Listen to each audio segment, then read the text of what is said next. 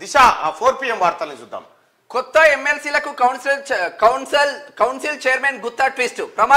ప్రమాణ స్వీకారం కోసం కోదండరాం, అమీర్ అలీ ఖాన్ వెయిటింగ్. రైట్ గా గవర్నర్ కోట ఎమ్మెల్సీలు కోదండరాం, అమీర్ అలీ ఖాన్లు శాసన మండలి చైర్మన్ ట్విస్ట్ ఇచ్చారు. ఇవాళ వారు ప్రమాణ స్వీకారం చేసేందుకు కౌన్సిల్ హాల్కు వెళ్లారు. అయితే మండలి చైర్మన్ గుత్తా సుఖేందర్ రెడ్డి అక్కడికి రాలేదు. వాళ్ళిద్దరూ చైర్మన్ కోసం ఎదురు చూస్తున్నారు. అయితే మండలి సెక్రటరీకి సమాచారం ఇచ్చామని, ప్రతిదాన్ని వివాదం చేస్తున్నారని కోదండరాం అన్నారు. అయితే గుత్తా అనారోగ్య కారణాలతో రాలేకపోయారని బీఆర్ఎస్ నేతలు అంటున్నారు. అయితే మాజీ సీఎం కేసీఆర్ ఒత్తిడి మేరకు ప్రమాణం చేయించేందుకు చైర్మన్ ఆలస్యం చేస్తున్నారని కాంగ్రెస్ వర్గాలు ఆరోపిస్తా ఉన్నాయి. అయితే ట్రోల్స్ కూడా చేస్తా ఉన్నారు.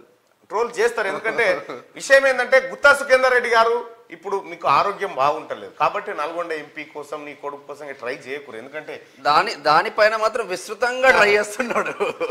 కేటీఆర్ ను కోర్టు కీడుస్తా, 50 కోట్ల లంచం వ్యాఖ్యలపై మాణిక్యం ఠాకూర్ సీరియస్. మదురై కోర్టులో పరువు నష్టం దావా వేస్తానంటూ ట్వీట్.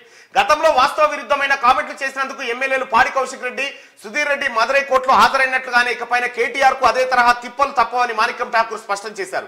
2 రోజుల క్రితం కేటీఆర్ సిరిసిల్లలో రేవంత్ పై విమర్శిస్తూ నువ్వు ప్రజలు ఎన్నుకున్న ముఖ్యమంత్రివి కాదు, ఢిల్లీ ద్వారా మేనేజ్మెంట్ కోటాలో మాణిక్యం ఠాకూర్ కు 50 కోట్లు ఇచ్చి తెచ్చుకున్న పదవి తప్ప ప్రజలంతా కూడబలుకొని నిన్ను ఎన్నుకోలేదు. ఎన్నటికీ నువ్వు కేసీఆర్ కాలికోటికి సరిపోవని కామెంట్ చేశారు.